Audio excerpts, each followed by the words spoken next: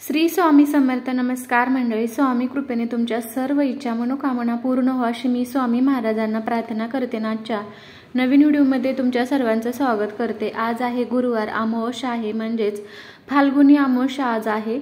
या अमावस्येच्या वेळेस आपल्याला काही उपाय करायचे असतात. आपण अनेक प्रकारचे उपाय करतो. असेच मुलांना आपल्याला काही नजरबाधा झालेली असेल, काही आजारपण असेल, अभ्यासात लक्ष नाही, खूप त्रास देतात, अशा परिस्थितीत आपल्याला काही उपाय जर आपण केले तर त्याचे फळ आपल्याला निश्चित रूपाने मिळते. अमावस्येला काही उपाय केलेल्याचा प्रभाव आपल्या मुलांवर देखील पडणार आहे. तर आज आपण पाहणार आहोत असे कोणते उपाय आहेत ते आपण आज या व्हिडिओमध्ये सर्व माहिती मी तुमच्यासोबत शेअर करणार आहे आणि तुम्ही ते उपाय देखील करा आणि अनुभव सुद्धा घ्या.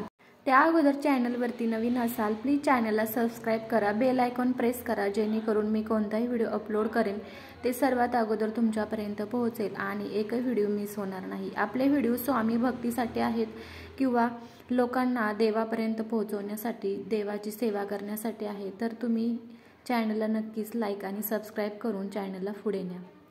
आता आपण पाहूयात की असे कोणते उपाय आहेत ते केल्यानंतर आपल्या मुलाची प्रगती होणार आहे. सनातन धर्मामध्ये फाल्गुन महिन्यात येणारी अमावस्या खूप महत्त्वाची मानली जाते. दरवर्षी होळीच्या आधी फाल्गुन अमावस्या साजरी केली जाते. अमावस्येच्या दिवशी पवित्र नदीत स्नान, ध्यान आणि दान केले जाते अशी धार्मिक श्रद्धा आहे. अमावस्येच्या दिवशी काही विशेष गोष्टी केल्याने व्यक्तीला पूर्वजांचे आशीर्वाद मिळतात आणि त्यांच्या घरात सुख समृद्धी वाढते. आपल्याला या दिवशी पूर्वजांचे स्मरण करायचं आहे, पूर्वजांची सेवा करायची आहे किंवा काही दान करायचं आहे, मुक्या प्राण्यांना काही खाऊ घालायचं आहे. याने पूर्वजांचा आत्मा तृप्त होतो आणि आपल्याला आशीर्वाद सुद्धा प्राप्त होतो. दर महिन्याला अमावस्या असते. अमावस्येच्या दिवशी कोणत्याही प्रकारचे शुभ कार्य करू नये असे सांगितले जाते. अमावस्येच्या दिवशी विष्णू भगवान आणि तुमच्या पूर्वजांची पूजा केली जाते. त्यासोबतच अमावस्येच्या दिवशी पूर्वजांच्या नावाने पिंडदान आणि तर्पण केले जाते. अमावस्येच्या दिवशी तर्पण आणि पिंडदान केल्यामुळे तुमच्या पूर्वजांना मोक्ष प्राप्त होते आणि देवाच्या कृपेने तुमच्या पूर्वजांच्या आत्म्याला आनंद आणि शांती मिळते. अमावस्येच्या दिवशी पवित्र नदीमध्ये स्नान केल्यामुळे तुमच्या आयुष्यामध्ये अनेक चांगल्या गोष्टी घडून येतात. अशा परिस्थितीमध्ये आपण जाणून घेऊया की फाल्गुनी अमावस्येची तारीख कधी आहे किंवा पूजेची पद्धत सुद्धा पाहूया. त्यानंतर आपण हा मुलांसाठी उपाय पाहणार आहोत. तुमच्यासोबत मी आज तारीखवार, मुहूर्त सगळं काही शेअर करणार आहे.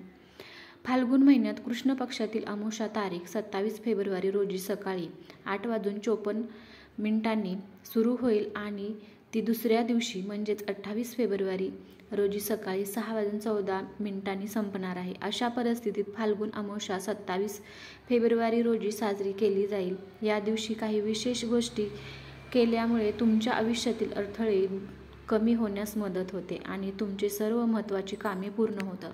तुम्हाला ही अमावस्या गुरुवारी साजरी करायची आहे. जर तुम्हाला वेळ नसेल तर तुम्ही गुरुवारी पूर्ण दिवस संध्याकाळी हा उपाय करू शकता. रात्रभर आणि दिवसभर ही अमावस्या असणार आहे.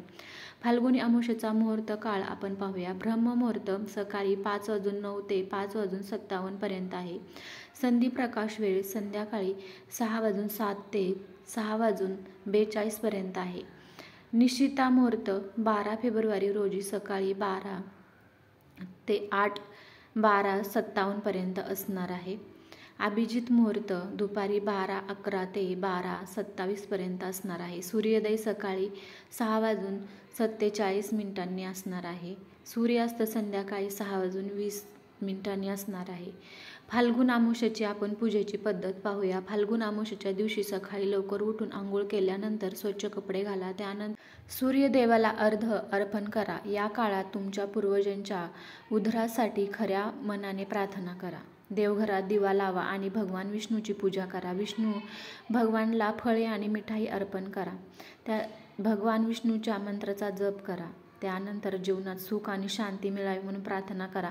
तुमच्या श्रद्धेनुसार मंदिरात किंवा गरिबांना अन्न, पैसे तुमच्या शक्तीनुसार दान करा. असे केल्यामुळे पितरच तुमचे खुश होतात आणि त्यांचा आत्मा, आपण ज्या व्यक्तीला काही दान करतो त्या व्यक्तीचा आत्मा तृप्त झाला तर आपल्या पूर्वजांचा आत्मा देखील तृप्त होतो असे म्हणतात. फाल्गुन अमावस्येच्या दिवशी दान केल्याने माणसाला आयुष्यात कोणत्याही गोष्टीची कमतरता भासत नाही अशी धार्मिक श्रद्धा आहे. फाल्गुन अमावस्येच्या दिवशी पूर्वजांचे श्राद्ध करायचे विशेष महत्त्व आहे. या दिवशी तुम्हाला दानसुद्धा करायचं आहे आणि पूर्वजांचे श्राद्धसुद्धा तुम्ही या दिवशी करू शकता. जर तुमच्याकडून काही राहिलं असेल पिंडदान, तर्पण, श्राद्ध या दिवशी तुम्ही करायचं आहे.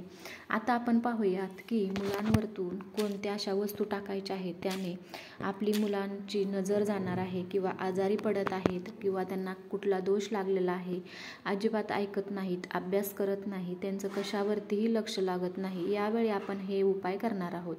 तर तुम्हाला काय करायचं आहे, संध्याकाळी तुम्ही 6च्या नंतर हा उपाय करायचा आहे. 6 ते तुम्ही 10 वाजेपर्यंत हा उपाय कधीही करू शकता, कारण प्रत्येकाच्या पाठीमागे कामाचे व्याप असतात. त्या व्यापातून वेळ भेटेल तेव्हा तुम्ही हा उपाय करू शकता.